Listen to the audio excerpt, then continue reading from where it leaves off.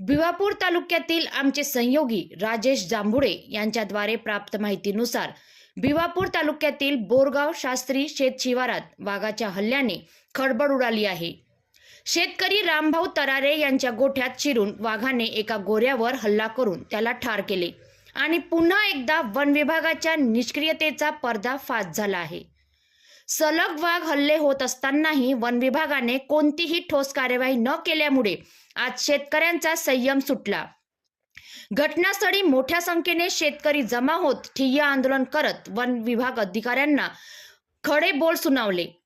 आमचे जनावरे मरत आहेत पण वन विभाग झोपेत आहेत का, असा संतप्त प्रश्न शेतकऱ्यांनी उपस्थित केला।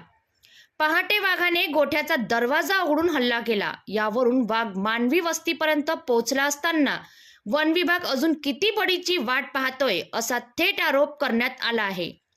भीतीच्या वातावरणात शेतकऱ्यांना आपली पाळीव जनावरे हलवावी लागत आहेत, तर वन विभाग केवळ कॅमेरे लावून जबाबदारी झटकत असल्याचा आरोप होत आहे।